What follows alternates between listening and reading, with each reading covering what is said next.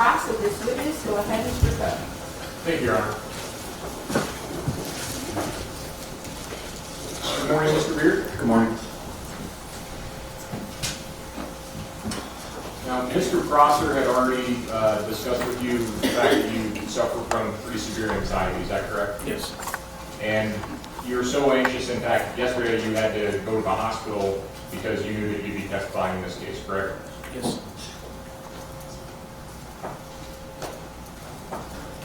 When the police in this case asked you to come down for an interview, did they tell you they wanted to talk to you about this case? Not directly. Okay. You didn't find out that they wanted to talk to you about this case until you were actually in an interview room at the police station with a DCI special agent and Lieutenant Troy Boston asking you questions. Isn't that true? Yes.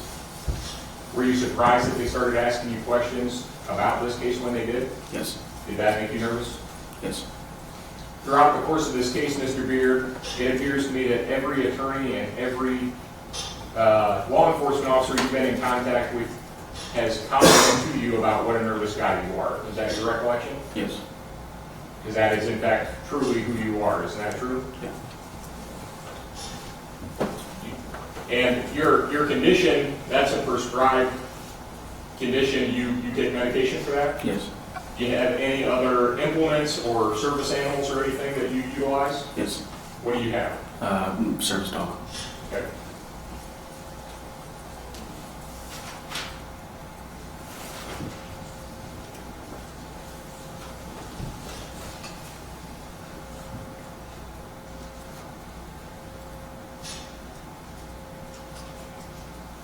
Now, a couple of points that I want to explore with you here, Mr. Beard. You were asked about a comment that was attributed to you about being in the VanHemert house after the other car was damaged, or strike that, at least after the auto accident, being inside the VanHemert's house, and there's a comment that was attributed to you saying essentially Luke and Eli came in and said they needed to ready up. Do you recall that? Yes. Was that the first time in your interview with Agent Stinker that anybody mentioned readying up or getting ready or anything like that? Yes. Well, actually, if you recall, Mr. Prosser said that that was at about 48 minutes or 49 minutes into your interview, correct? Yes. You first mentioned something about readying up about 5 minutes into the interview, isn't that right? Yes. And what you had said was that you asked basically what the hell is going on, and not their words, but your own words were, and they were more or less readying up, correct? Yes. Agent Schnicker then adopted your readying up statement, and then you used that statement later on in your interview. Isn't that true? Yes. Okay. Now, we're not here to have you talk about assumptions, so we won't talk about what you're assuming happened, but after you made the statement about them readying up, what did you mean by readying up? What were they doing? Just trying to gather their thoughts. Okay. Did they also gather up paraphernalia? Yes. Were they concerned the cops were going to be coming to the house because of the accident? Yes. Did you see anybody grab any weapons? No. You were also asked about a statement you made about that you attributed to Luke about not needing the cops. Do you recall your testimony earlier about that? Yes. We reviewed in, I think, a greater context to give us a little bit more understanding of what you had meant. And right before that, you said that Stan told you, basically, you don't need to be here.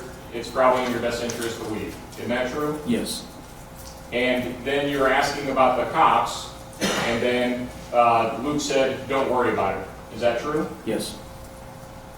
Did you understand Luke to mean don't worry about the cops, or don't worry about it at all, you need to go home? The second. Okay. Don't worry about it at all. Now, you've been friends with Luke for how long? Going on 6 years. Okay. You know Eli about the same amount of time? Give or take. Okay. Do they know you're a pretty nervous guy? Yes.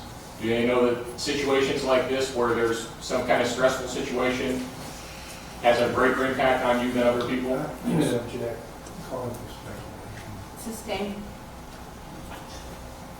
It's not difficult to figure out when you're interacting with somebody that you're a pretty nervous guy. Would you agree with that? Yes. And the bottom line of this is, you really didn't have any involvement in this case. That was your testimony earlier, correct? Yes. You were present in the car when another car made contact with you, and then when you heard a commotion, you looked over and you saw Eli with somebody on top of him, correct? Yes. Did you see any weapons in that person's hand at the time that you saw Eli? I seen a blunt object. Can you describe that any better? It was dark outside, so the best description I can give was it was in his hand and it appeared to have a curve to it. Okay. I think you previously described that as like sort of a hook-like object, Yes. similar to a crowbar, Yes. but you don't know if it was a crowbar or not. Is that true? Yes. And what was the person doing with that object? He had it held up right, going vertical down towards where Eli's chest area would have been. So Eli at that point was on the ground, Yes. and were you concerned for your friend's safety? Absolutely. Did you think he was going to die? Yes. That's what you told me before, right? Yes. And that's when you yelled to try to distract that person, correct? Yes. And that was successful. Yes.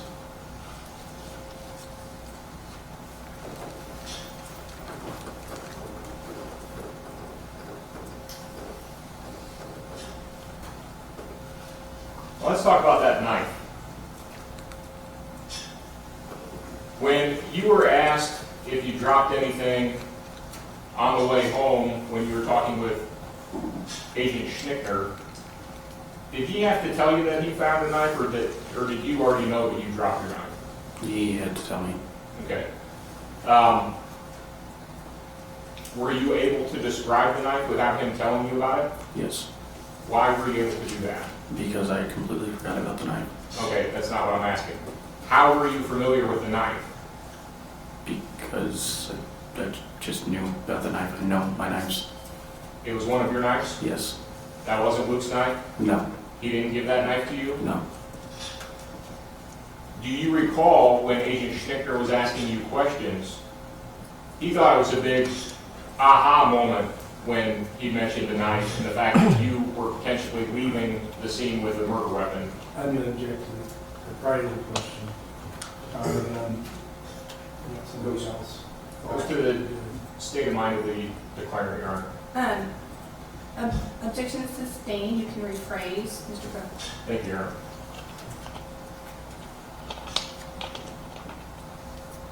You were made aware that you could be in big trouble, didn't Mr. Schnickner make you aware of that? Yes. And he asked you specifically if that was the murder weapon, right? Yes. Did you have any concern at all that that was the murder weapon? No. In fact, Agent Schnickner told you that even when you clean knives, you can't really clean them all, right? Yes. He talked about how in that exhibit, pull that up, Andrew.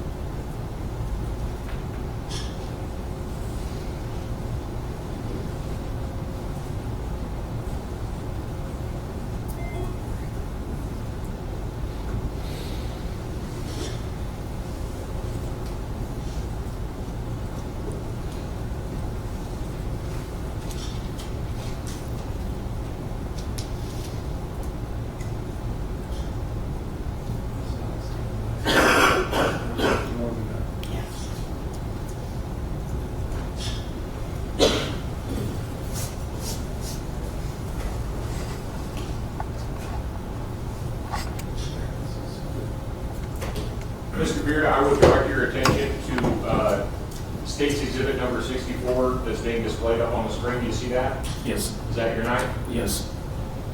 When you were speaking with Agent Schnickner, he was explaining to you that when people try to clean knives, most of the time that's not going to work because they actually take those screws out, they disassemble it, and that leftover DNA is what Schnicker explained to you in all those little crevices, in the screw holes, everywhere else, and he was confident that if that was the murder weapon, he was going to find out, right? Yes. You took him very seriously, didn't you? Yes. And still you relented that was not the murder weapon, correct? Yes. Were you told you could have that knife back? Yes.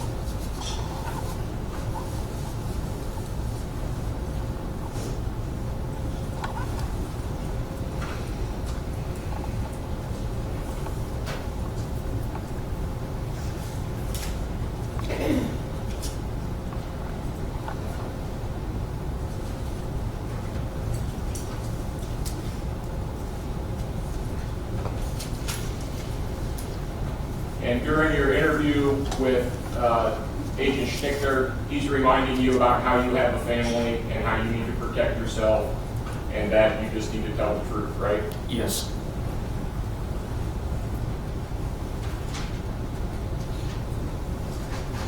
No one asked, you did not ask anyone to keep you out of this. Is that true? Yes. As you sit here today, you don't have any more involvement in this than what the jury just heard about. Is that correct? No, sir. And based on that, you didn't feel compelled to come forward. Is that right? Yes.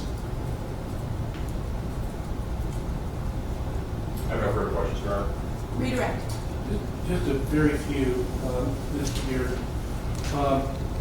Is it your testimony that you didn't think that the police would have any interest in knowing even the parts of your earlier involvement than we've heard about? It never occurred to you they might be interested in knowing any of that stuff? No.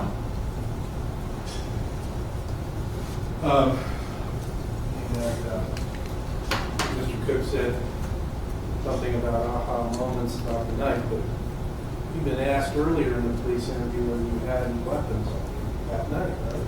Yes. And you said no. Because I was unaware of my knife. But I you had said forgot about it. But you had said no. You didn't. When they asked you that question, did you have any knives, guns, bazookas, weapons of any kind? You said no.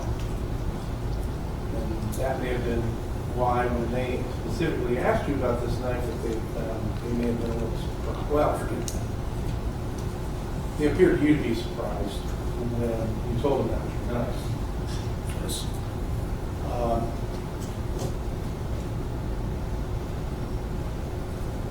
Okay, that's all I have. Thank you.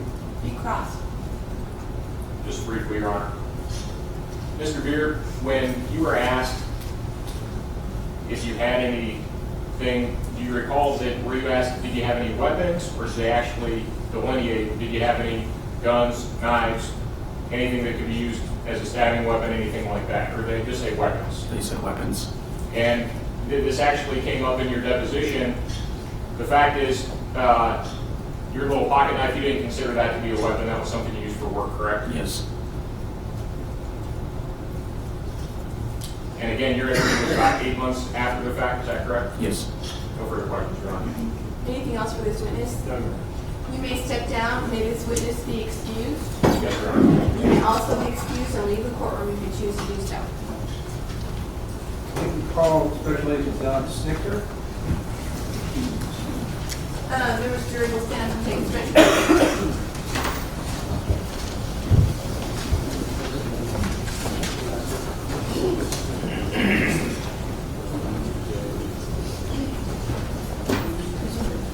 Everyone can be seated. Step forward, sir.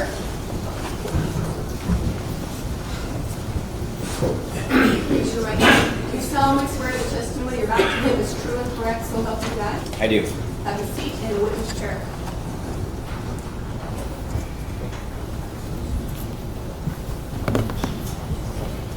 Go ahead, Mr. Foster. Good morning. Could you state your full name and spell your last name, please? Yes, good morning. My name is Don Snicker, Schnitker. How are you employed? I'm a special agent with the Iowa Division of Criminal Investigation, currently assigned to the Major Crime Unit, Where is your main office? Des Moines, Iowa. Does the DCI have zones? They do. What, really generally, what are zones? So the state is broken up into 4 areas. There's 99 counties in the state of Iowa. There's 4 DCI main zone offices to break the state up into 4 sections, and then there's about 22 agents between those 4 zones that assist local law enforcement with major cases. And is the state then divided up by zone by the DCI? That's correct. How does the DCI become involved in an investigation like this one? Sure. So the DCI is set up as a assisting agency. It means we don't have original jurisdiction in a case. We have to be invited in to help out with the investigation. So a police chief, a sheriff, a county attorney, or a attorney general could request our assistance to come in and assist the local agency with their investigation. Which agency, if you know, requests the assistance of the DCI in this case? The Oskaloosa Police Department. When did that request come in? You know?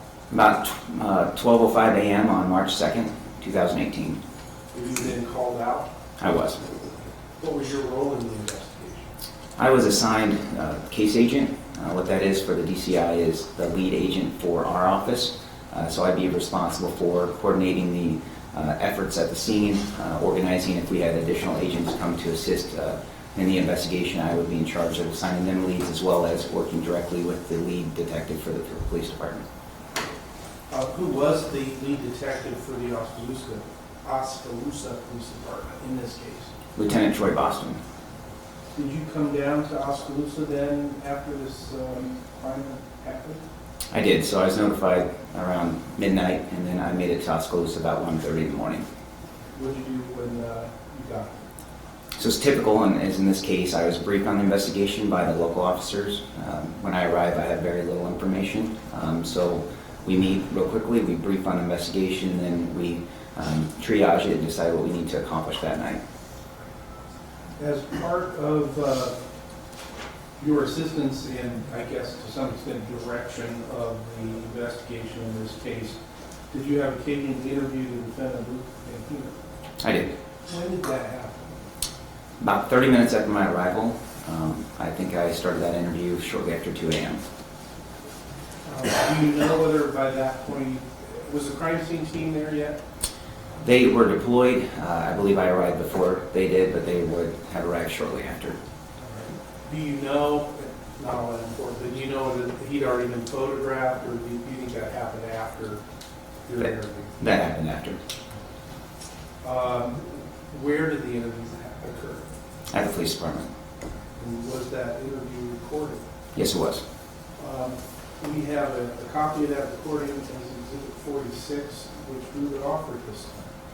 Any objection to Exhibit 46? Objection, Your Honor. Exhibit 46 is received.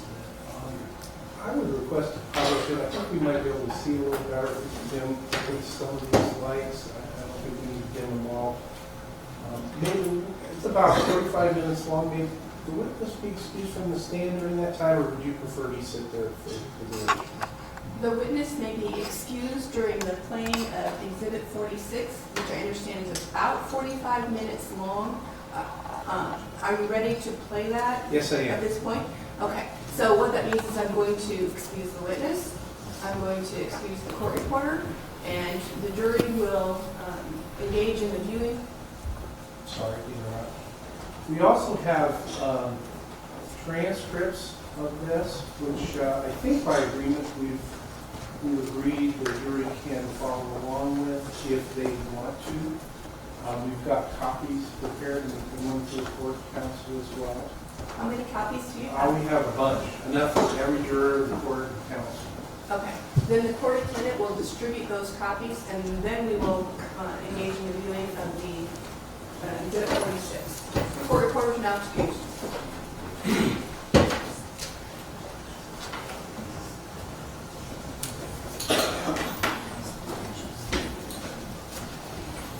Any correction? You didn't have that question. I should have brought this up.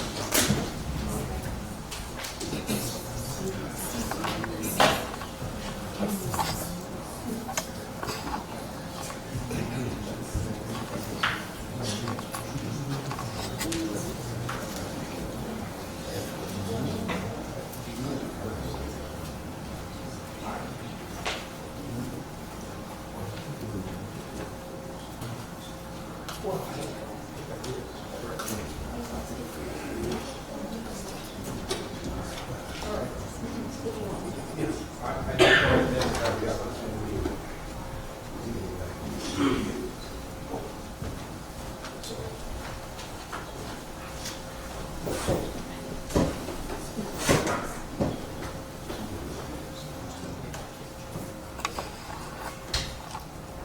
prepared anytime, huh? Go ahead.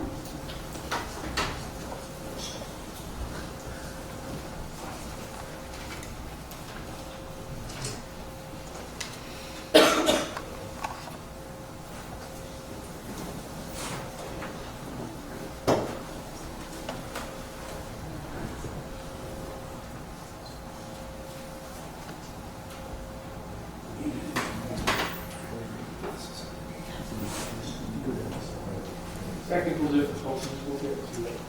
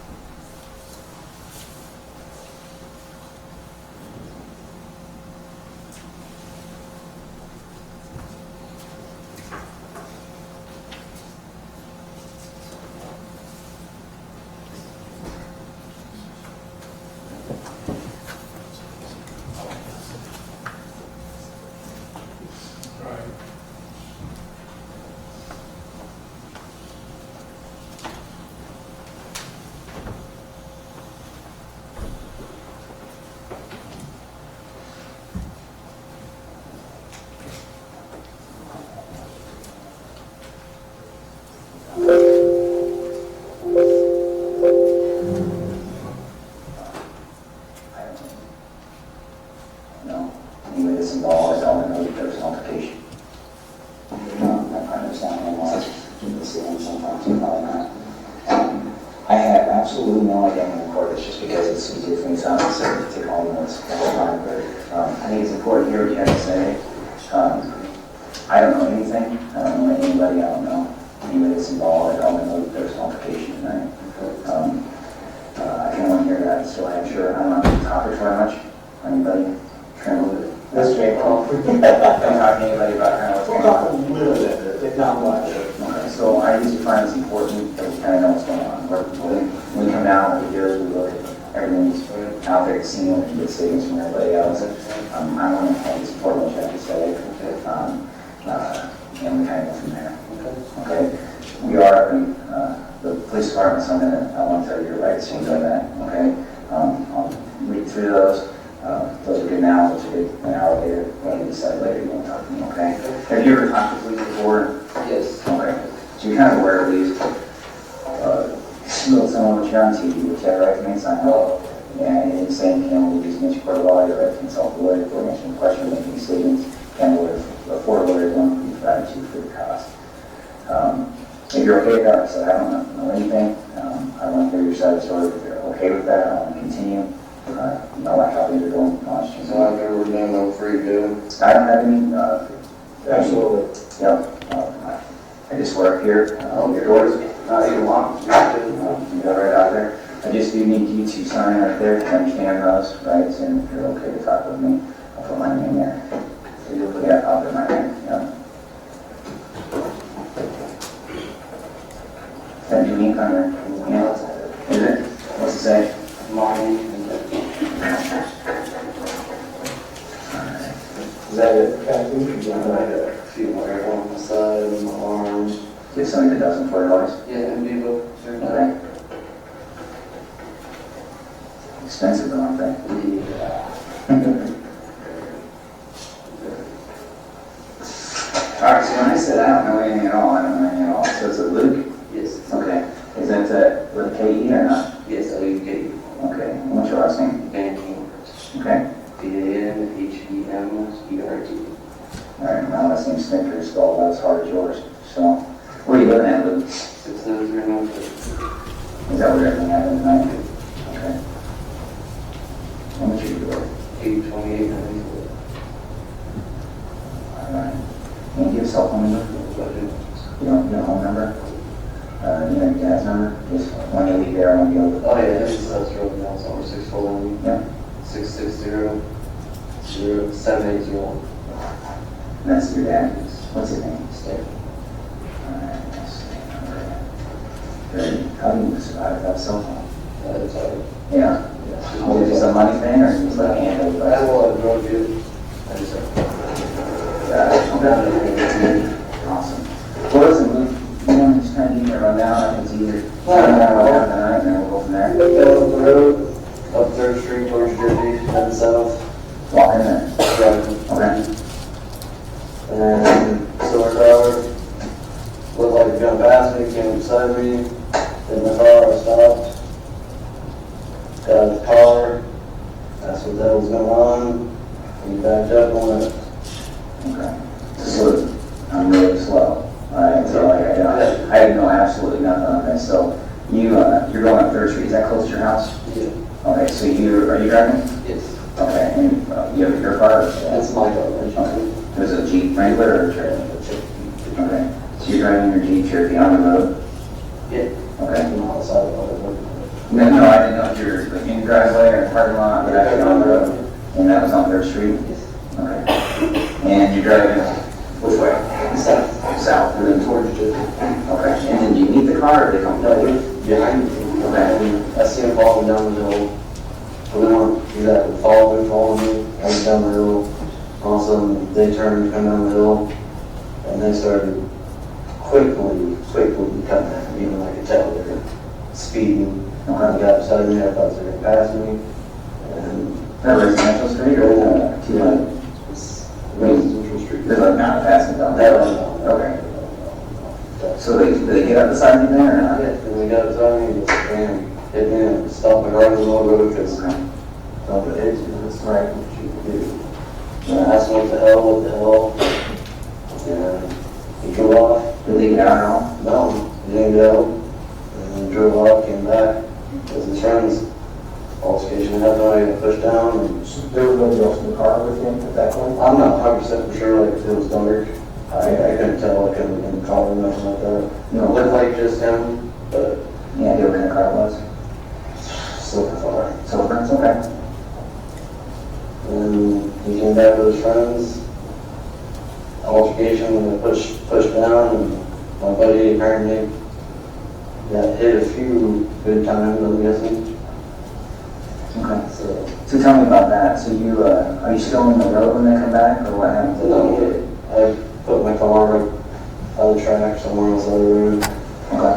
and when time to get dad, Oh, so did you drive it back to your house then? pulled dad and right from the house. Oh, okay.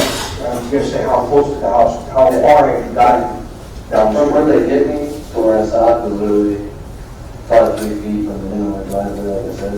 Okay. So when they hit me, I stopped maybe 30 feet out, right in front of my yard, pretty much. That's where it all happened. Okay. So, So you get out, they're gone at this point, but you're able to, Yeah, you have your car, you're going in, like what the hell is happening? Are you gonna go and maybe report it then or? well, at first I was like, what the hell? I can't say, license plate, didn't know nothing about it. Right. I pulled on one side, Dad, what do I do? He said, well, slow down a little, you're going too fast. What happened? I told him, just hit me, all that stuff. He came back and altercation started. I got pushed down and So you're inside the house and not in the what door? else? Outside. Front door. Okay. So tell me about that. Are you out there with your dad then? Or? Yeah, Okay. What are you doing outside? just standing up there, they're looking at the Jeep and everything, and they came back. When you saw the same car come back? Yeah, 3 guys parked right in front of my house, pretty much parked, got out, and I got pushed down, and I got beat up. Was there anything said? No, Nobody said anything at that time? no, not that time. When I got hit, I was what the? Few cuts were over the top, what shit was going on here, in my collar. Mm-hmm. That was it for words and noise. That's the first time. And then when they came back, did they get out of the car saying anything? They're gonna beat my ass. Okay. Get it, beat your ass. I keep going, a bunch of those. No, keep going. Yeah, I'm Pretty much curious. same things, beat your ass, something to fuck you up. One guy made him run in his mouth or something? Oh, there's 3 of them, three of them. Okay. One pushed me down, and the other 2 were my buddy, and Now they got up and left, because we all got out. Okay. And your buddy, who's that? Eli. Eli, was Eli in the car when you got hit? Yes. Okay. No, you know Eli's last name? Marcus. Marcus, okay. So he's in the car with you, right in the front passenger seat? Pastor Steve. Okay. When you got hit, and then he was there when you talked to your dad as well? Okay. Okay, so it's you, your dad, and Eli kind of outside looking at the Jeep, and you see the car come back. So how long time frame do you think from when the accident happened to go back? 2-3 minutes. Oh, so pretty quick. Oh, yeah, it was. Okay. And then you see, do you know these guys at all? No. You never seen them before? No. Okay. And taller, Texas driver, really large, very taller. So I'm guessing they're blackish. Okay. And at least because obviously they're tall. Yeah. Can you describe any of them? Like, you know which one you actually fought or which one you obviously beat on? I couldn't tell you. Okay. Well, it's still scary for me. I Right. can tell you. Oh man, so I'm in Nashville, is our question, right? Don't think I'm trying to belittle the incident here. I'm just, you're trying to process everything, and then of course, I was in dead sleep, so I'm coming down here trying to process things too, right? So, yeah. So these three guys went out. Explain the altercation, because clearly there's a fight, and that's why I'm here, They right? just, one came to me, pushed me down, and I'm pretty much in the bed, and I kind of, when he came up to me, I kind of had him, my head ducked, tried to take him down, but Just happened in the road, they, dude. in front of, In front of, okay. and they didn't look small, so I So we gotta call the house. probably called him, but Was your dad out there fighting too, or what? no, he was on calling the cops. What is it? He's just standing in the yard, kind of like the fight's He happening. kind of by the front door, he was, maybe looking out, and we go inside. Did you know he was calling 911 or not? Was he saying how to know that? He told them we're calling the cops. Okay. They'll be here in a little bit, and calling the cops. Just got in the car once. So while the fight's going on, there's three, well, it's kind of 3 on 3 if you count your dad. Is your dad fighting at all or not? No. These two, 30. Yeah. So was it the three guys against the car all beating on Eli? Or did they split and both come after both of you? What do you remember seeing? I only got, like I said, pushed down, pretty much kind of went at that down. Because he was coming at me, I was putting my head down, went after him. Fell on the ground, I was into me. So you got pushed down like one? Yeah. He was in there, and he looked, his mouth was bloody, hands were bleeding and stuff, so. That's what you're seeing after they leave? Yeah. Okay. So you wouldn't play now? He didn't. I didn't get his ball. So you got pushed down, you hit your head at all or anything? Maybe a punch to the shoulder or something, that's about the only thing that really sore. Okay. Alright. And then, can you describe the guy, was it the driver or passenger? I have no idea, I couldn't, honestly, I couldn't tell you. Okay. It's still working there. If I would have known me, I could have told you. And that's really loud.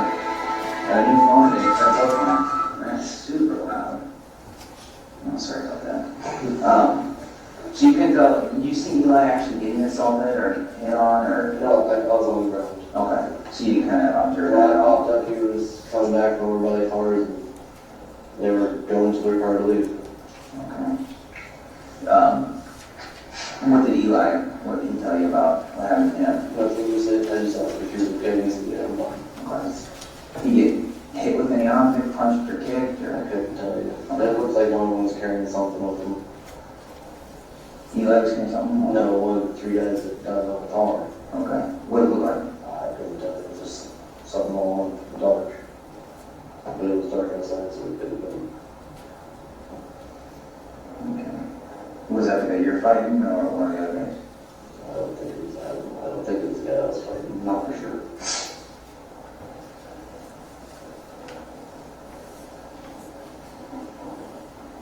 Okay. How long do you think the fight lasted? I mean, a fight, it seemed like eternity, but I mean, realistically, maybe it was minutes. No, a minute probably. Okay. As soon as I started freaking out, I said, call the cops. And the guy got with Eli, I guess kind of take it through slow when they pull back up. Do they come from the same direction they came from before? Like you're going around towards the high school or and up the road, you know, not towards the opposite way, towards the high schools and stuff. How much damage is it like a size blank or a bump on the bumper? There's a little more like that big on the Jeep. Okay. But it sounded like a lot more when I was inside because obviously, Yeah. it's not major. Okay. What's your Jeep? Is it like, am I going to easily be able to tell where the accident's happening? Is it kind of a POS? No, it's a 2008. Oh, so yeah, pretty good. Yeah. I think So where are we going to see like the impacts of that? Back door. Okay. So there's more like that. Got it. Okay.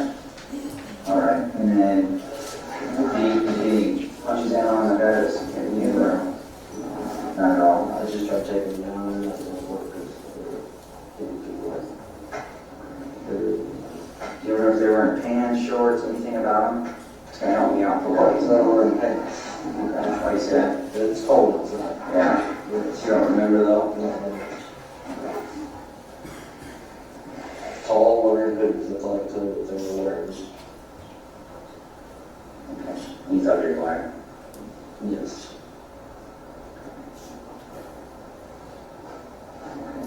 You know, I ask all these hard questions, right? Because anytime there's a fight, right, you're going to have your side, they're going to have their side, right? So my job is to come in and, before 2 weeks pass, right? By the way, I want to get your statement, but that's your recollection, right? That's what you can remember because it's hard for us in a week to go back and say, oh yeah, actually I remember this now, right? Because it's less believable by throwing on.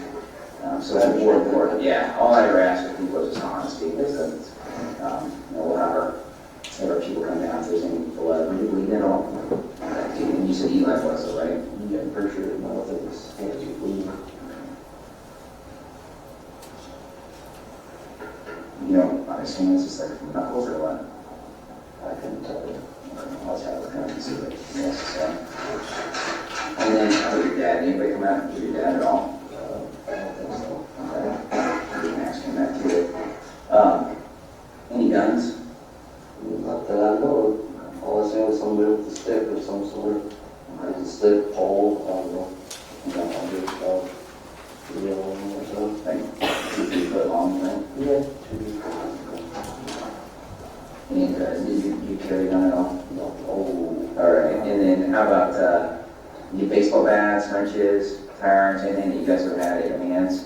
How about flashlight? You guys have a flashlight in there? Okay. I just want to be prepared for some reason I'm talking to those guys. Oh, yeah, they're hitting us with flashlights or something. I know it. Any other objects? Any knives? Have you seen any knives at all? Not that I've seen, like I said. One thing object that I've seen was just that pole or whatever it was. Right. And then after the fight, how did it stop? That was always a question, what makes somebody Just stop the sitting fight? there calling the cops sometimes, they just over getting out loud. Okay, so did they have the screaming? Then they They left? said, I'll get you, and drove off. Okay. Did it look like any of them were hurt? They're hoping one person was the car. Okay. Do you remember which one that was? Where did that guy come from? I think it was like July. So, Dad asked if they're okay, and he said if not, cops and ambulance will be here in a minute. And then he took off. Okay. And you think that guy came from over by Eli? I'm pretty sure. How about the guy here fighting? Is there any way that he was hurt? I didn't hit him with nothing unless I did something to him and I kind of ran into him. Yeah. Other than that, no, I wouldn't think. And that's kind of what I'm asking. Like if there's something that, if he was tackled and, fell against a car or something like that, that way it kind of explain things, how things happen. Yeah, and then they hurt with him, with me and him. Okay. They went to the ground level from Oh, your it's weird, and I fell to the ground and he just walked away. Okay, did he get on top of you and like, No, he just hit me one time for sure while I was on the ground. okay, I think he went to Eli. okay. And where was he like fighting at? It blood somewhere.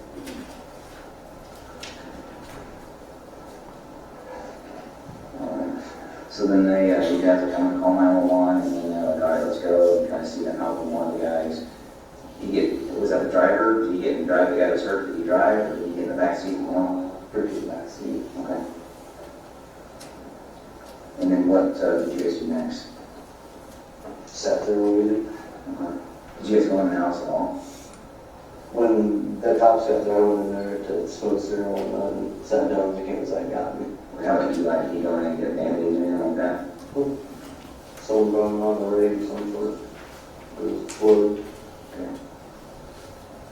The reason I ask that is, when we get involved, everyone kind of goes, we do things one way, right? That's to the max, right? So no matter what it is, maybe protocol, they gotta check them off, you know, come to my agency, it's like check box with I everything. did have one of the officers I took off, but I did give it to him because he asked me where it was. Okay. So I did give that to him. To the officer? Yes. Okay. Are we gonna find, I think you're probably gonna search the house, is there gonna be any blood in the house? My dog was gonna eat them and going blood in the house. Okay, kind of, yeah. Supposed to be full of blood and pit bull, but not for sure. Okay. So you're gonna eat me on one side there or not? Alright, what's your name? Ava. Ava. The big ones, me and Oh, you got two in there? Should I make like a stage or something, start tossing them in one or what? If you get through, they're fairly nice. Okay. Alright. I'm not sure on their yard, they don't, but for some reason their yard.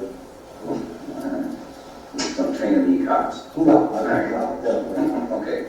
Any way that there's blood in there? So I mean, the reason I'm asking is because, and I'm gonna tell you the story, Luke, that I tell everybody, okay, I've been doing this a long time, so the story, what happens is, we talk to people, we try to get the best statement we can, right?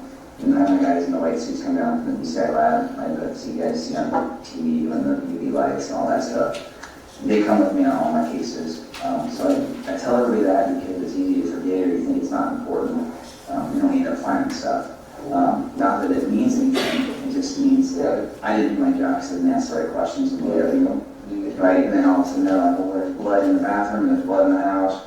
I'm like, man, I thought I asked Luke that. And he said there isn't, and then for some reason it comes back that it is your blood, and they'd be like, well, what the hell? Is Luke lying, or is he forgetting something? So I tell that story because it's easier for me if I know going in.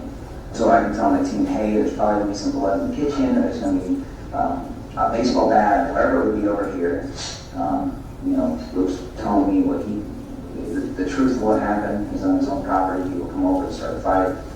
You know, he gets involved in it and this is what happens. So that I don't like surprises, what I'm trying to say. Is there anything that you're leaving out? Is there any way that you went inside and hurt? You let her went inside and hurt? My weapons that could be in the yard is take their 2 shovels and poop scoop. Okay. I've helped them inside. Okay. You don't think they got whacked with a shovel or? No, they're plastic shovels. Okay, so how the boots do?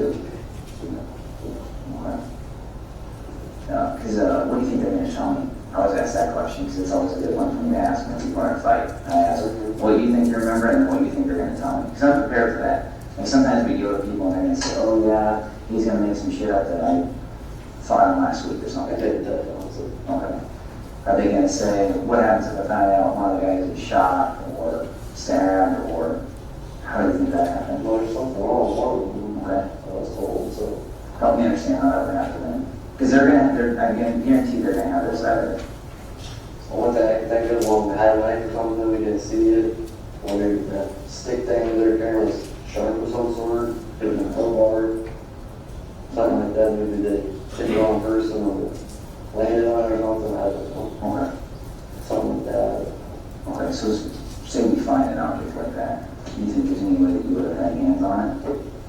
Okay, so if one of those individuals were stabbed, right, I'm not saying how or why got stabbed, who do you think would have done it? Your dad? You? You right? Okay, well, I doubt your own friends would stab him before shooting him. I don't know. I think that, I don't know. Like I said, I don't know at all. All right. Obviously, I got pushed down, and when I was on the call, Eli was mainly doing all the fighting. Okay. And he got messed up. Okay. All right. Yeah,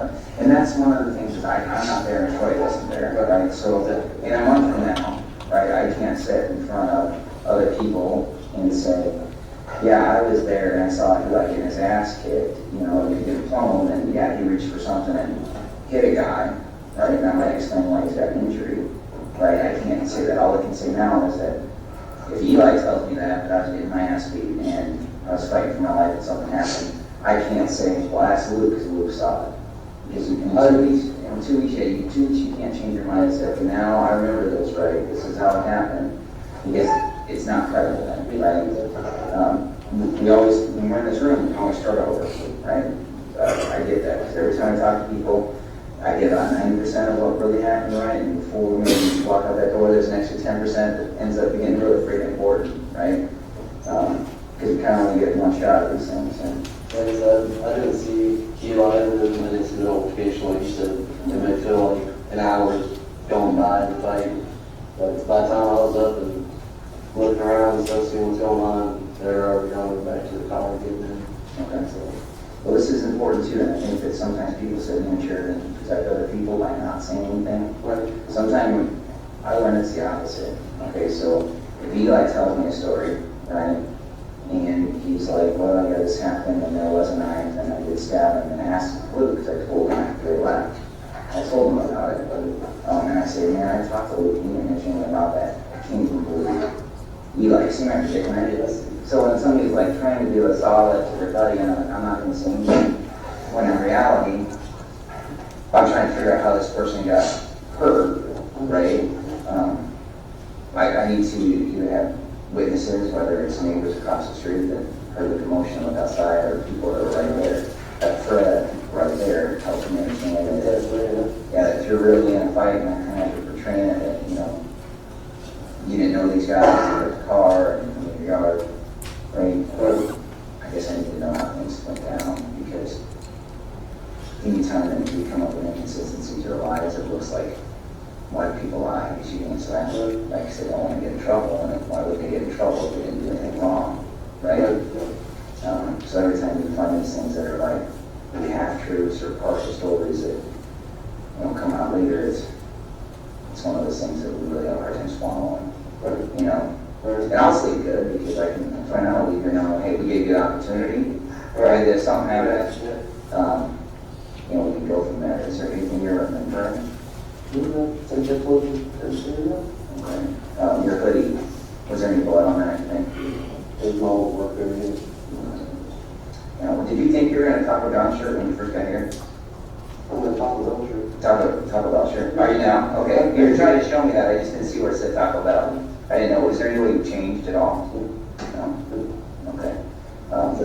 And you don't think you went, you just went inside to get a cigarette? Yeah, inside the couch, and while I was sitting there, the lady, I don't know her name, the lady officer, she came and sat down and wanted to be there. Okay. So who else was with you guys there?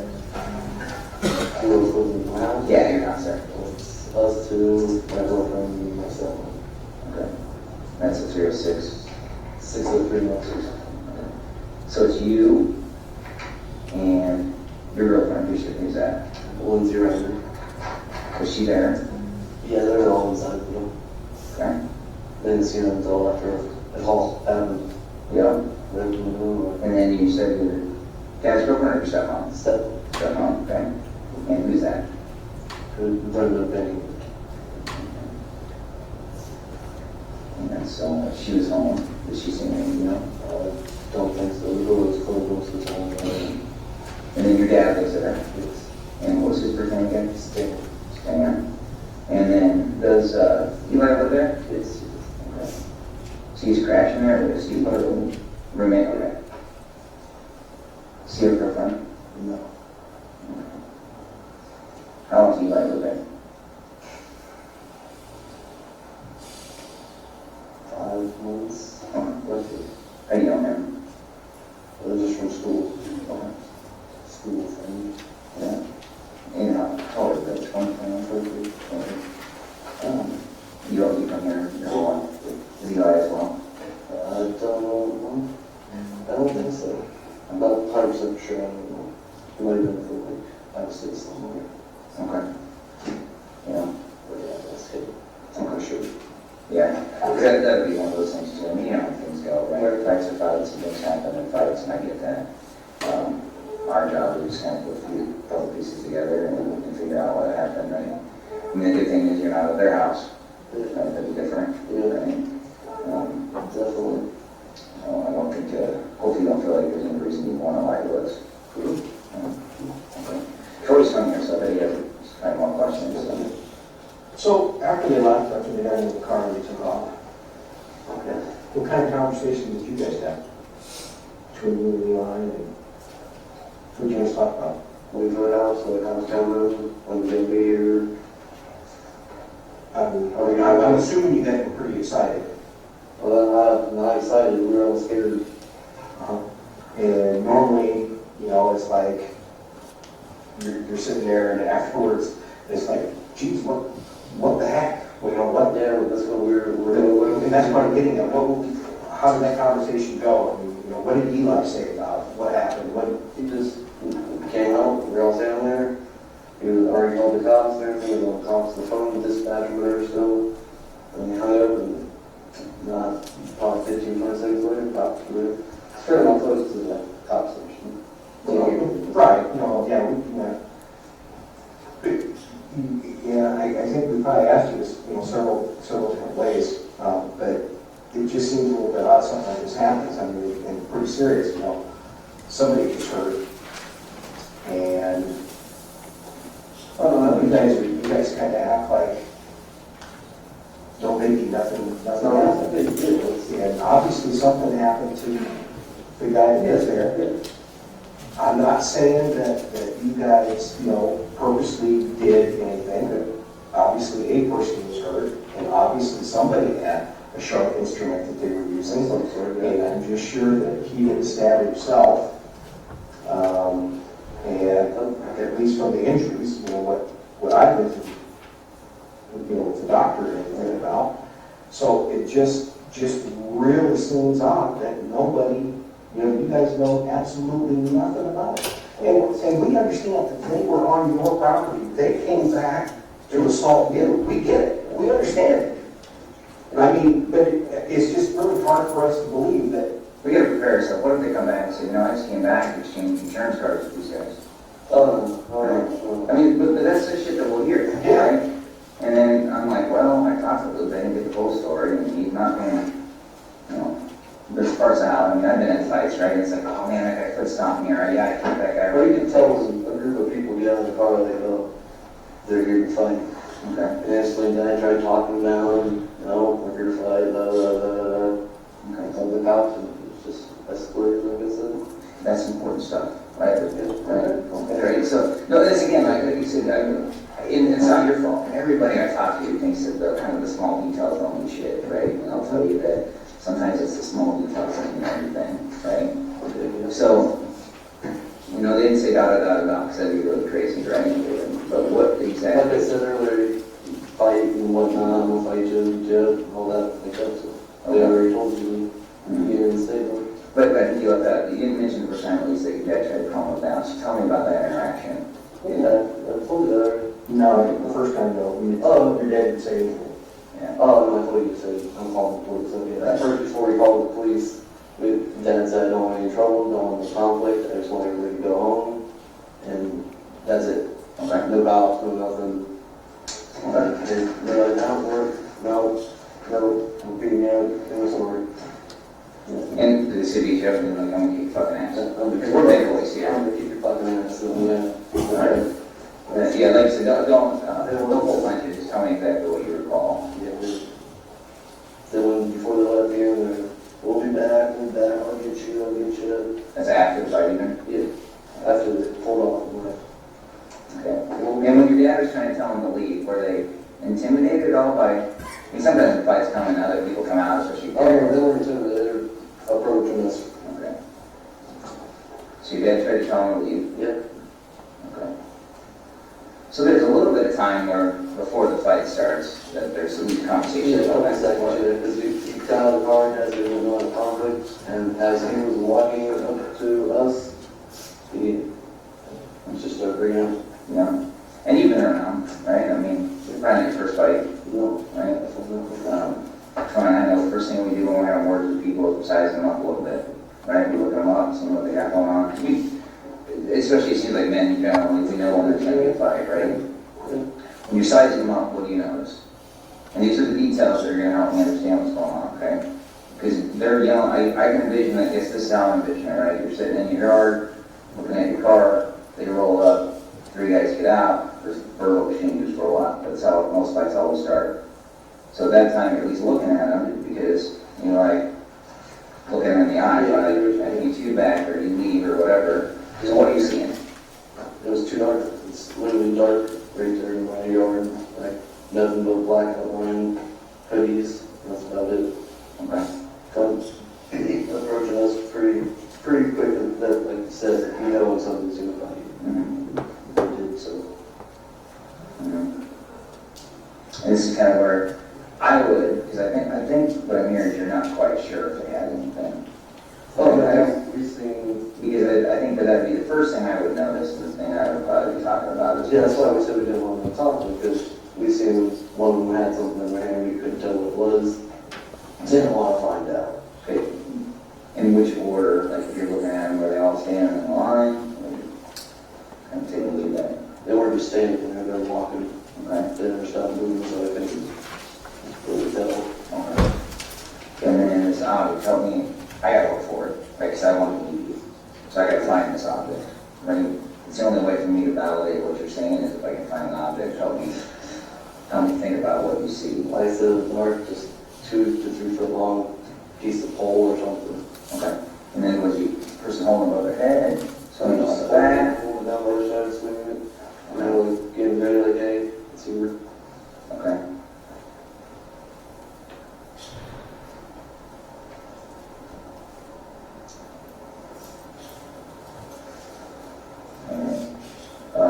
Yeah. The guy that you fought, is there any way that guy had that? Was it the same guy swinging the pole? I don't think so. Okay.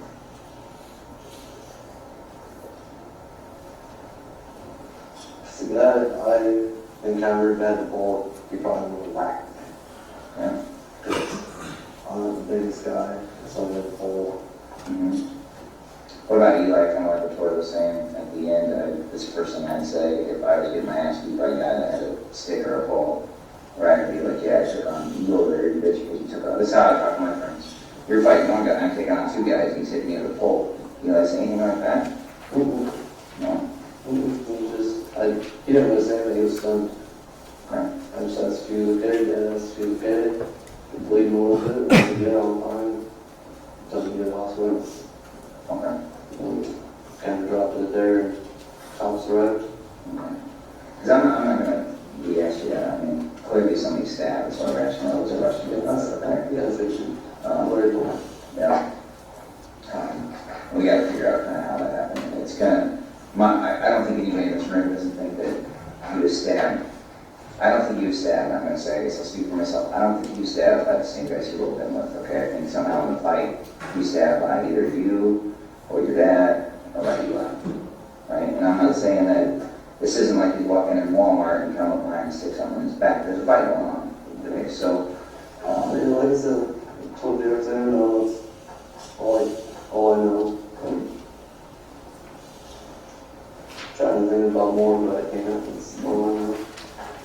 everybody that I've interviewed in fights, after they're gone, I think it's the hard part, we're having a hard part with, right? But if I stab someone in a fight, I'm usually like, as soon as they're gone, I'm like, holy shit, came after me, and I stuck them. I didn't stick anybody in on that, so. You didn't hear anybody else say that? Okay, but that's everybody through okay? So Eli says he told you that he stabbed a guy. That would be truthful. All the things that anybody in town was saying afterwards was, are you okay? Are you okay? Yes, I'm fine. I'm not hurt, bleeding. Well, let me ask you this, could Eli have stabbed him and you not seen that?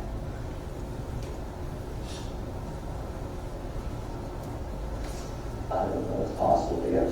Okay, do you know, does Eli carry a knife? A lot of people carry knives, you know. Something like that. We don't fill out, we sit down and play for Maybe well, the last you did, well, Last I knew, he doesn't carry one. okay. Also, he'd been injured and he was bleeding. And he didn't go in the house, but somebody brought him a rag, wipe on the lip. What did we do with the rag? The officers have, Okay, so we had it. Okay. pretty sure Plum took that from us, Okay, just in case someone sure. gets like that or something. Okay. What kind of things go here? I think you work tomorrow, right? Maybe 2 hours. Sunday, yeah. Okay. I think what, and let's play some other questions. I want to make sure that that's what you have. I want to make sure that before you leave here that I just check with my guy downstairs, make sure not questions they have for him, so I don't have to wake you up at 3, right? If you go home, I want you to go to bed. While I do that, I used to ask you to kind of process and think about. My husband has been for a couple hours, I'm super tired. Right. You like I said, it's up. When I say one, forget about it, it was tired. I'll fall asleep on Thursday. Okay. Can you stand by just for a minute while I do that? I'll stand by for a minute. Take 2 minutes while I run down real quick. You go, stand outside. Yeah, you're gonna be good to go. Can we go stand outside, smoke a cigarette? I don't think it'll be that long. Can you just hold out? Or you just hold out? I'm just gonna swing down and see what's going on with questions and come back. If that's cool, if you hang out just a little bit longer. So if we go down, we have to go down the elevators and outside. It'll take longer than that for us to get out of here, so. All right, eating in the meantime. You can't smoke in here, but please don't light that. I will do that before. So, yeah. Not for me smoking. I know some guys smoke. Oh my God. Yeah. No. All right, just hang out right there. We'll be right back. We'll be right back. Feeling the door for me? Definitely opens.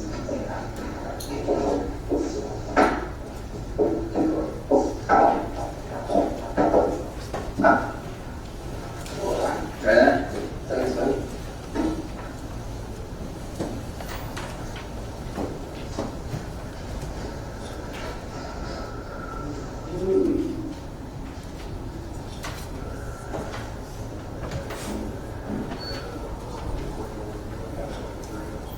Yes, we're just gonna fast forward through this gap when nothing happens. All right, good. Okay.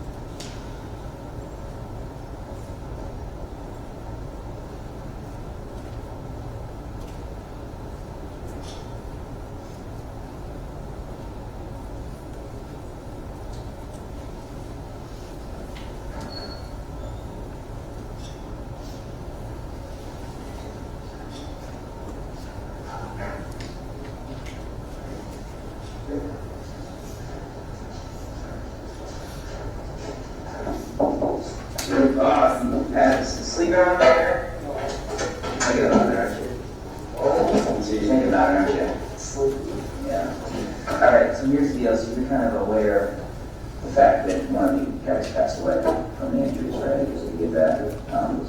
So that kind of makes my job more important to find out what happened in the altercations, because when somebody dies as a result of a fight, right, we have to figure out what happened. Both sides are going to say different things, and the public is going to expect us to figure it out. So, if this is something where, as you're saying, somebody's aggressing and you're defending yourselves, I get it.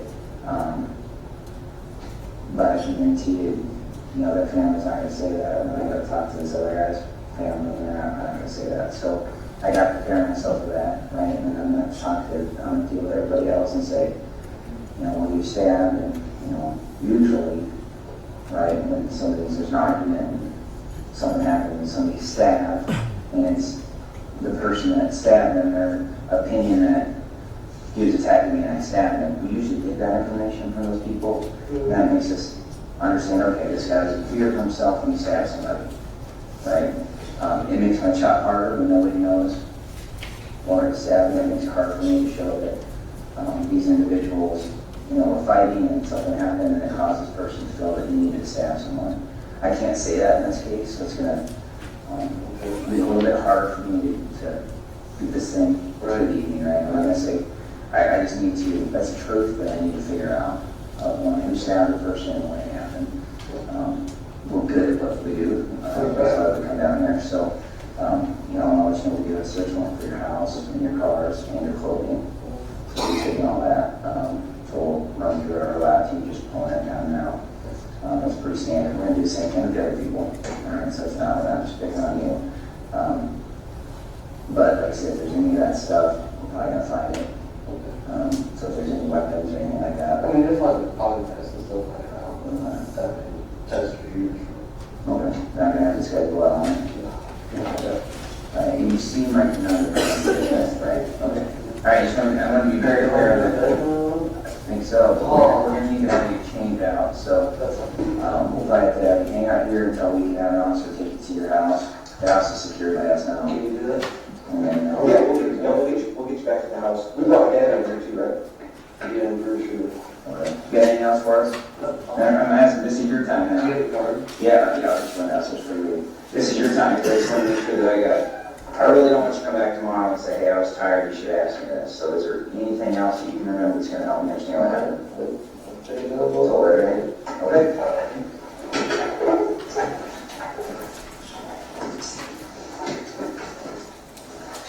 the morning.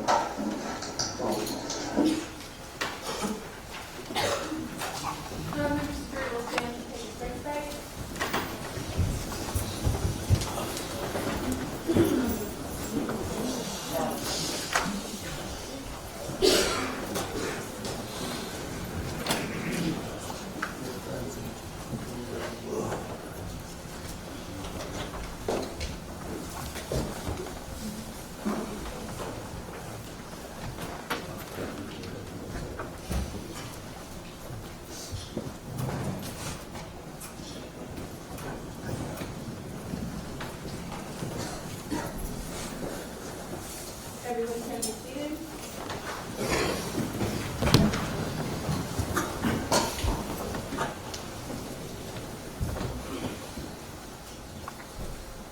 We are back on the record after the playing of State Exhibit 46 and ready to resume with correct of this witness. Go ahead, Mr. Caution. Thank you. Agent Sinker, I didn't ask, should have, who the other officer was in the room with you during Mr. VanHemert's interview.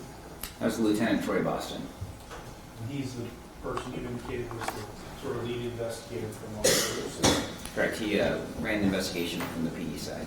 Now, you did other things in this case besides just interviewing the defendant. I did.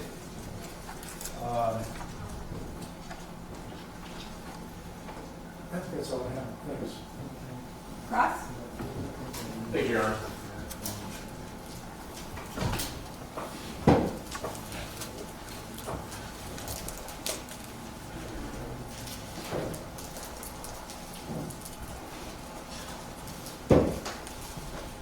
Good morning, Agent Fisher. Good morning.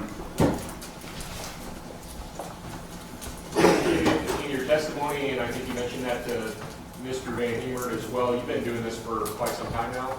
You remind me how long? Since 2001. Okay, so you've been involved in a lot of death investigations in the course of your career, is that fair to say? That is. Is it common that when you interview a person that was involved in an altercation recently, not like a day or two removed, that they don't quite realize the extent of their injuries? I don't know if I can, I guess, get some. They would understand if they were shot, stabbed, or severely in pain and needed an ambulance. But if they had like a scratch, maybe not. Okay. And you're aware of and probably have been involved in some death investigations in which the allegation is the assailant simply just punched somebody, and whether that person fell and hit his head or just had a thin skull or what have you, one punch killed the person. You're aware of those cases, right? Your Honor, I guess I'm going to object to relevance. Just take.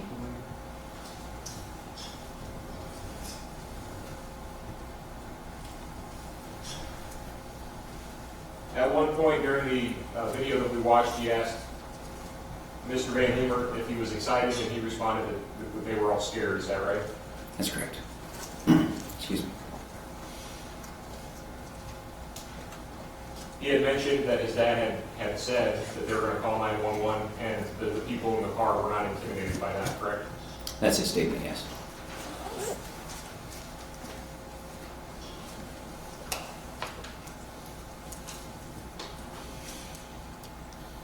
I don't think it's been admitted, but do you recall what day of the week March the 1st, 2018 fell on? I don't. Okay. If the recording that we just watched said March the 2nd on Friday, would it make sense that March the 1st was a Thursday? That would make sense. That would be documented in my report, but that's fair to say.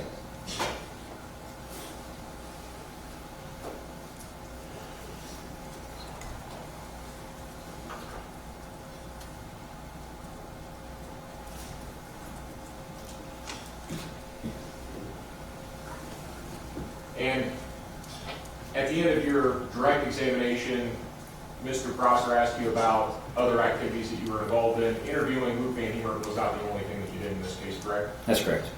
You also conducted interviews of other people, including Mr. Donaldson and Mr. Allen, correct? Mr. Donaldson, yes, and I believe I set in briefly with part of an interview of Mr. Allen, who was the lead on that interview, was a different agent. Okay.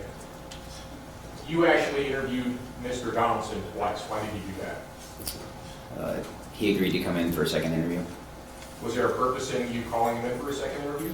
Clarification on the vehicle accident, I believe. Okay, and why did that need to be clarified? I think this question is going to call for what Mr. Donaldson said. It isn't quite clear yet, but I think that's what we call for his. Objection overruled. Witness may answer. I'm sorry, was the question like the purpose of the interview? Correct. Well, why did you feel it necessary to bring Mr. Donaldson in for a second interview? After examination of the vehicles, we were questioning the damage on the vehicles, if they were related to the collision between the Jeep and his car. Okay, that's a fact that Mr. Donaldson never mentioned, correct, in his first interview with you? That's correct. Were you aware that upon initial contact with law enforcement, Donaldson and Allen denied there even being a physical altercation at all? Objection. Call for his. Sustained. No further questions, Your Honor. Redirect. None, Your Honor. Thank you. You may step down. May this witness be excused? Yes, Your Honor. Yes, Your Honor. You may also be excused and leave the courtroom if you choose to do so. Just a minute, Mr. Prosser, were you going to offer that transcript? Or I think I'll offer it as a court exhibit only.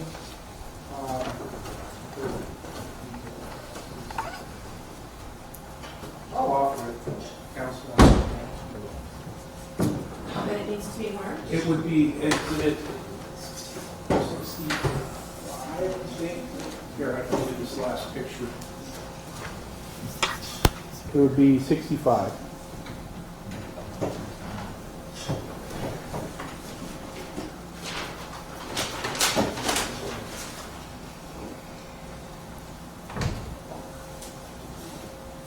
You want to mark the one that you have, or? That would be fine. All right. That way, you at least got one.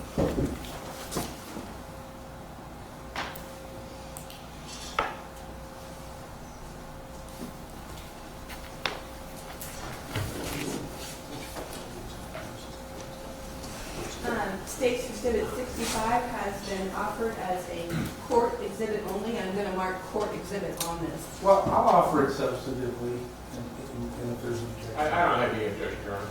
All right.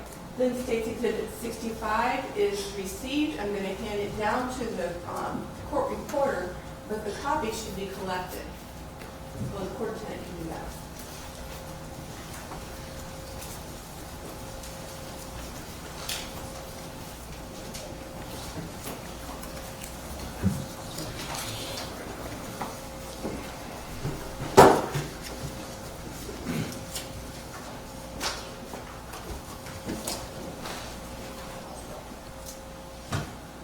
And with that, Mr. Foster, you may proceed. Thank you. State would call Dr. Dennis Klein.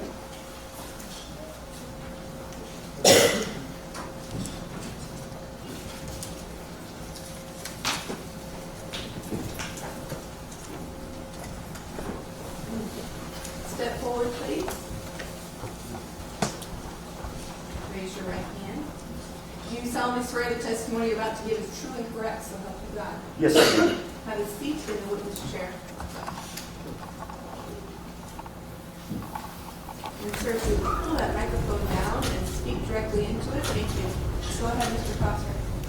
Good morning. Good morning. Please state your full name and spell your last. Dennis Klein, K-L-E-I-N. How are you employed? I'm employed as the state medical examiner with the Iowa office of the state medical examiner.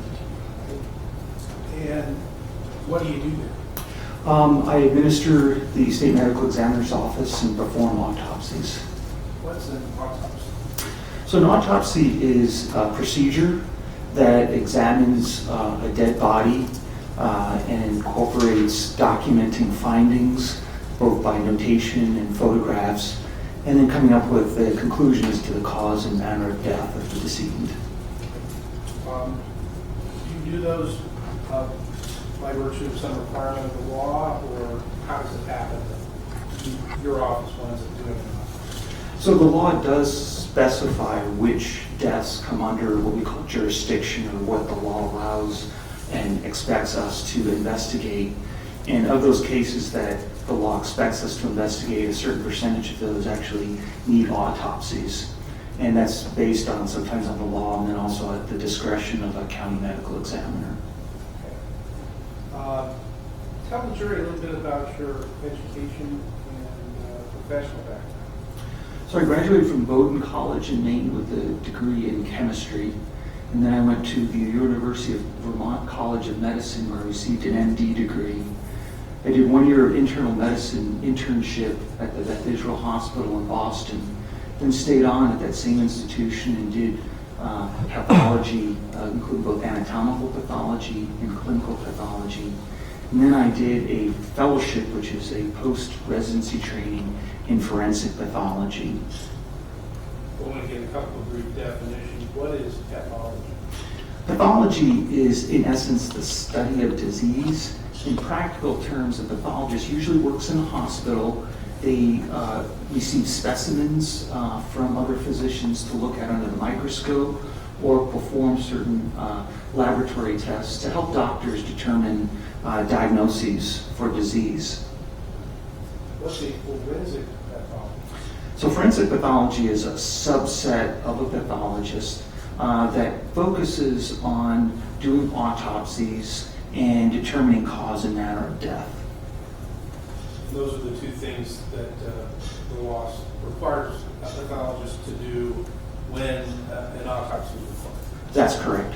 Right. So what are those two things, cause of death and manner of death? So cause of death is the etiology, or what is it that happened to the person that ultimately led to their death. So examples might be a heart attack, others could be a gunshot wound, and other examples could be cancer. Manner of death is a category of death. There are 5 manners of death in Iowa. They include natural, accident, suicide, homicide, and undetermined. So when it comes to manner of death, you've got 5 choices. That's correct. When it comes to cause of death, it could be a lot of things. That is correct. All right. And so those are the two things you're looking to determine when you perform an autopsy? Yes. Did you perform an autopsy on the body of Marquis Todd? Yes. When did you do that? It was March 3rd of 2018. Where was that performed? That was performed at our facility in Ankeny, Iowa. Okay. And that's, you have autopsy as well as office facilities there in Ankeny? Yes. I'd like to give the jury just a brief overview of the process you typically follow when you perform an autopsy, and then we'll talk about what you did in this case. Could you outline that process by general category first? Yes, so one of the purposes of doing an autopsy is to correlate what we're told of the circumstances surrounding the death to the physical findings that we see on the body. So we'll receive a preliminary report of approximately what happened and what time the person was found. And then we receive the body in a sealed body bag. We open that body bag and we document the findings that we have. And we collect evidence. So some of the evidence that we might collect are pieces of clothing, articles of personal effects, sometimes specimens such as hair, or any other trace evidence of things that might have been transferred to the person. The body then will be disrobed, and then we'll oftentimes x-ray the body to see if there are any bullets or other routine particles, or looking for other types of fractures and bones. Then we'll clean the body and look at any injuries that might be there. That really helps us start to come up with some conclusions as to what may have caused this person's death. So if we see certain defects that might be consistent with a gunshot wound, we'll describe those and start looking for certain features. If there are injuries such as sharp force injuries from a knife or other sharp objects, we'll document where they are, what the characteristics are, so that that'll help us interpret what we're going to see inside the body, which is really the next process, where we make incisions in the body. We examine each organ as they are in the body, and then we remove those organs, looking for injuries, diseases, and also allows us then an opportunity to collect specimens, look under the microscope, and do laboratory tests. We put all that together. We get laboratory tests. Sometimes we'll get more records and more information, and we come up with a report, and we sign a death certificate. So what I'd like to do is start with what your conclusions were in this case, the big two, and then we'll go back and discuss how you arrived at each of them. Okay. So as to the cause of death of Marquis Todd, were you able to reach a conclusion to a reasonable degree of medical certainty as to what his cause of death was? Yes. What was that? It was a stab wound of chest. And as to the manner of death, were you able to reach an opinion to a reasonable degree of medical certainty as to what the manner of his death was? Yes. What was that? Homicide. Now I'm going to fork off and talk about each of those things separately. Tell us about what you did first to come up with your cause of death conclusion. So during the course of doing the autopsy, we identified 3 defects on the skin that were all consistent with being sharp force injuries, consistent with a knife. One of those 3 was located on the left chest, very near the nipple, and that was determined to be a sharp force injury that entered into the chest and damaged the heart. And so that was the fatal injury. So that's how I determined that the cause of death was stab wound of chest. Now, are photographs taken during the course of the autopsy to help document what you see and what your conclusions are? Yes. I'm going to go ahead and put up exhibit number 48. Can you tell us what we're seeing here? So as we talked about, there were various stages of the autopsy. So this is very early in the stage, right after the body bag is opened. You can see that there's a white component, that's the body bag that's opened, and then you just see the top of Mr. Todd's head. And your case number on the ruler? Yes, so each case is assigned a unique case number that then helps us keep track of all the specimens and the file notes. I noticed a number of hair clips. Were those eventually removed and collected during your autopsy? Yes. Did you examine Mr. Todd's hands? Yes. What are we looking at in exhibit 49? So this is Mr. Todd's, the back of his left hand. And the purpose of this photo really is to show the absence of any injuries.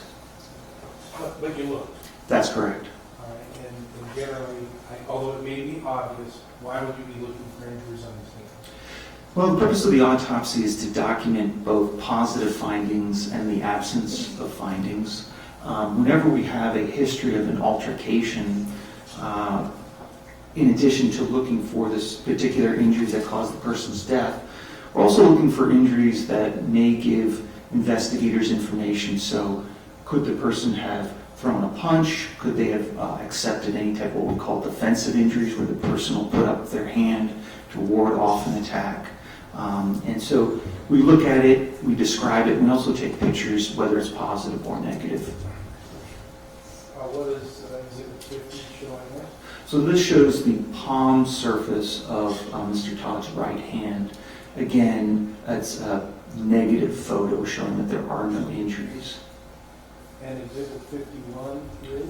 And sometimes there's certain views that are missing, so this just shows the right index finger being extended from the right hand. Did you examine his right hand for injuries or defects? Yes. Did you find any? No. And this is just the, I thought it was going to be the underside of his hand. What are we seeing here? So this is the lower portion of the body. There's still articles of clothing on the body, and then you can also see articles of clothing that are underneath the body. During the period of time that he was undergoing medical intervention, so both the paramedics and when he was brought to the hospital, they'll often cut the clothing off of the person to get access in order to insert needles in order to help revive the person. I noticed a couple of items, or I don't know what they are, around just below his knees. Do you know what those are? Yes, those are called intraosseous catheters, which is a medical term for a needle which is designed to actually go into the bone. And so in trauma situations, over the past few years, it's been found that it's easier and faster in order to able to get fluid into the body. It's easier just to go right into the bone marrow with these large bore needles. So when would that, if you know, when would those have been put in his shins or whatever bone that is?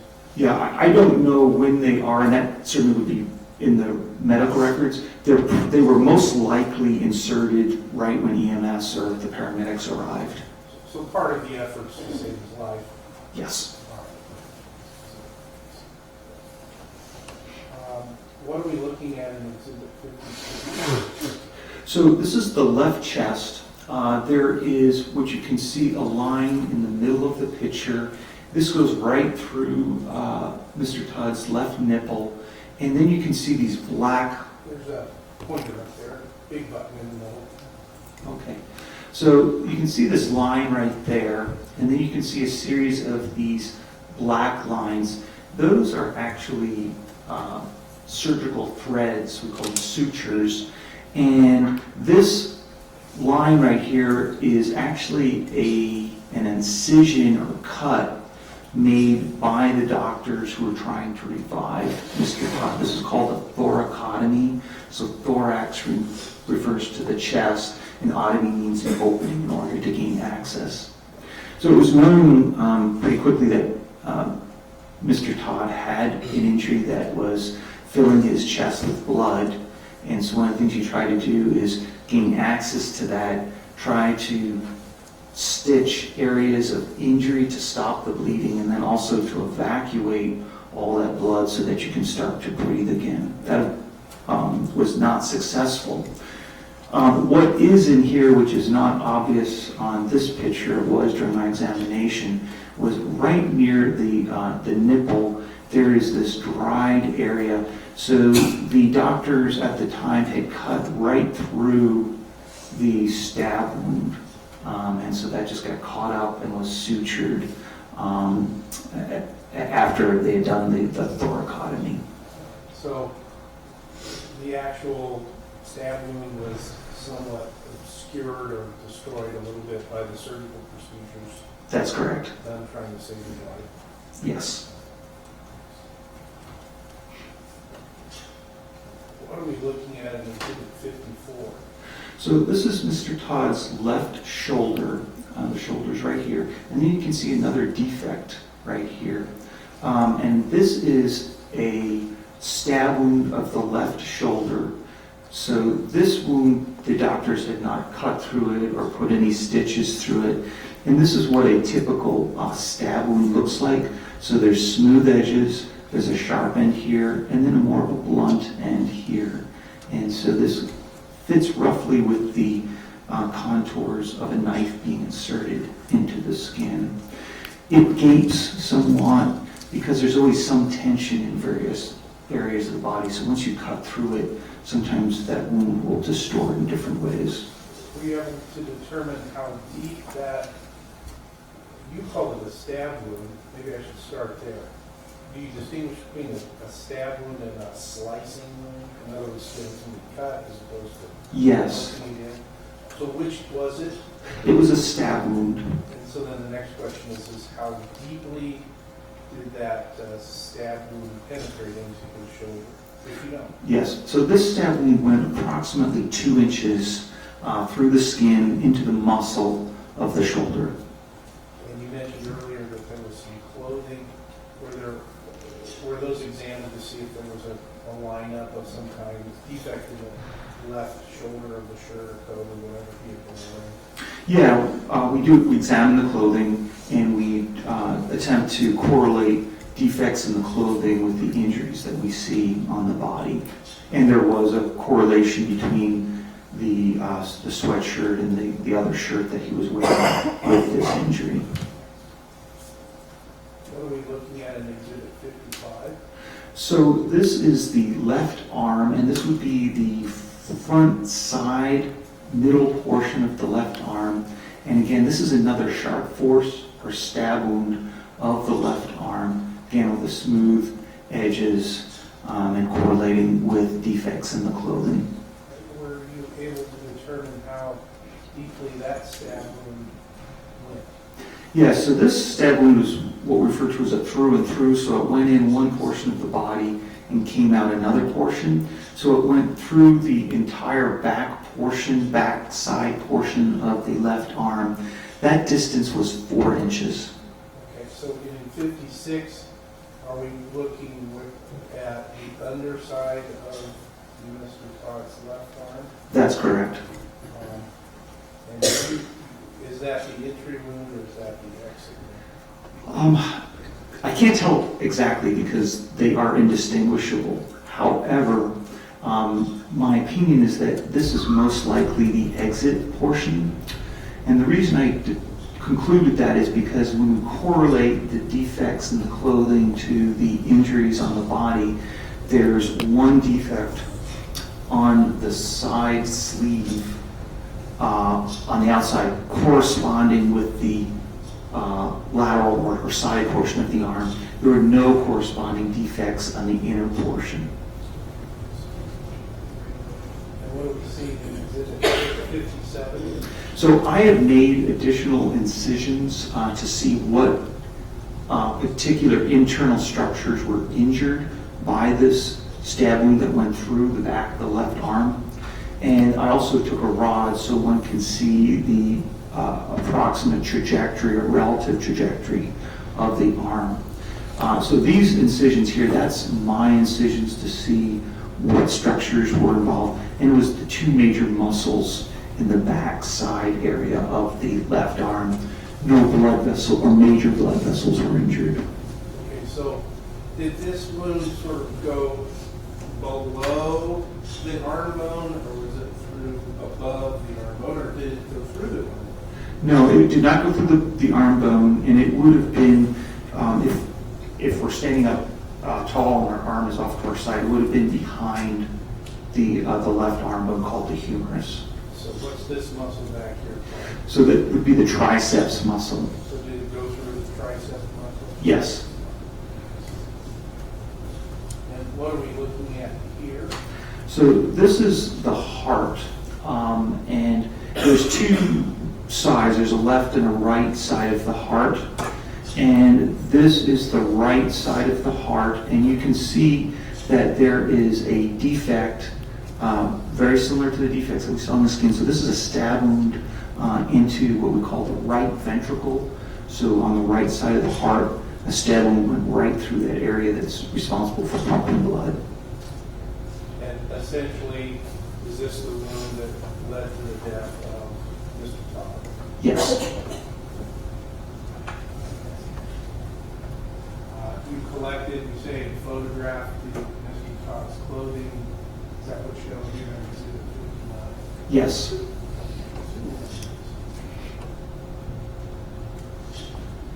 Can we see some of the defects in the gray sweatshirt that you referenced earlier?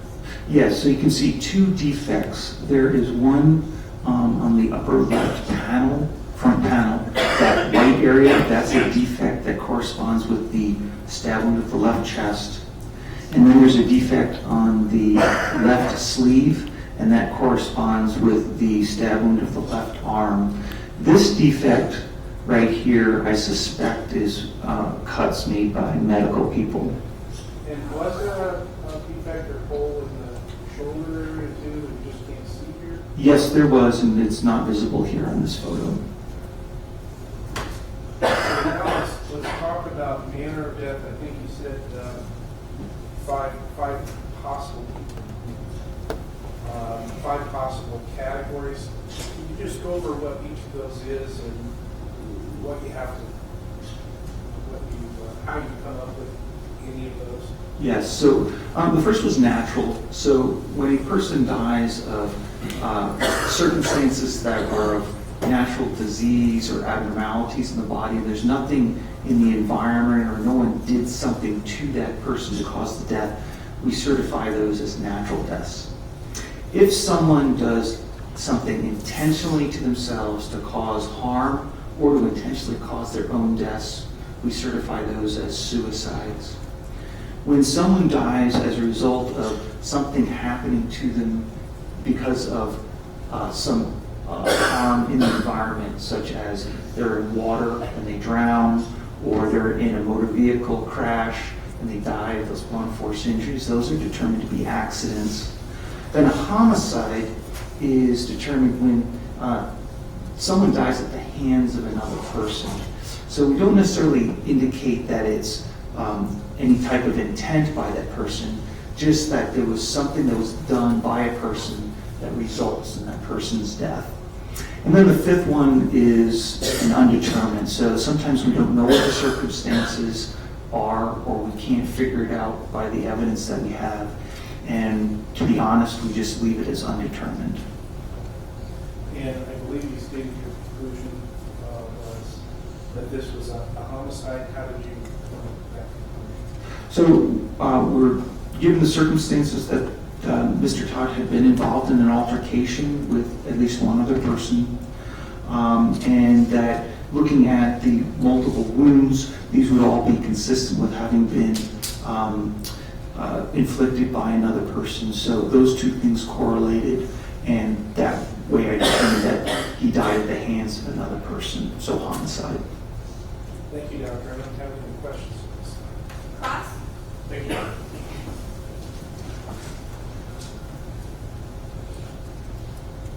Doctor, just so there's no confusion with the jury, and certainly correct me if I'm wrong, and you've explained this a couple times, but it's important, so I just want to make sure the jury understands that.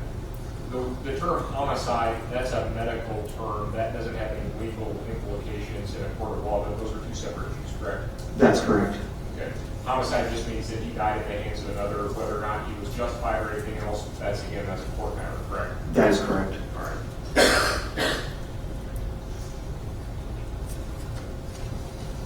In your autopsy report, you document, I believe, 4 total injuries to Mr. Todd's person. Is that correct? Yes. The 3 stab wounds that you talked about, and there was also a contusion on his shin. Is that right? That is correct. Did you observe any other injuries to indicate that Mr. Todd had been struck in about the face or bruised or lacerated in any way? Obviously, other than the stab wounds that would indicate that he was in a fight. No. And you and I have spoken about this case before in a deposition, correct? Yes. And I presented to you basically a hypothetical situation in which, and there's, I think, evidence been presented that at what point the decedent was on top of my client. Do you recall that conversation I Yes. had about that? Yes. The wounds that you noted and examined on Mr. Todd could all be consistent with Mr. Todd at the moment the wounds were inflicted being on top of somebody, the person who would have inflicted the injuries upon him, correct? Yes.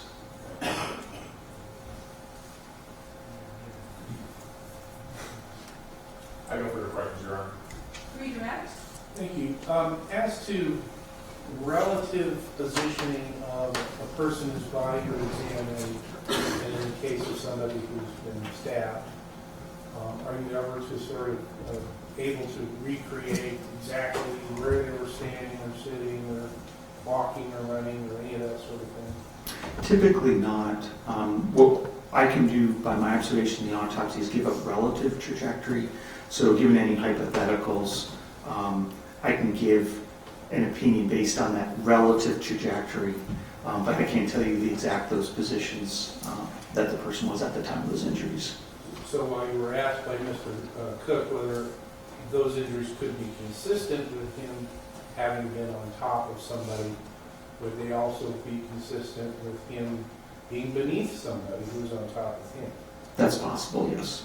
And maybe any number of other possible configurations of people. You just have to wait for me to ask what those particulars are. Am I right? Correct. That's all I have. Thanks. Recross. No further questions, Your Honor. You may step down. May this witness be excused? Yes, Your Honor. You may also be excused and leave the courtroom if you choose to do so. Thank you, Your Honor.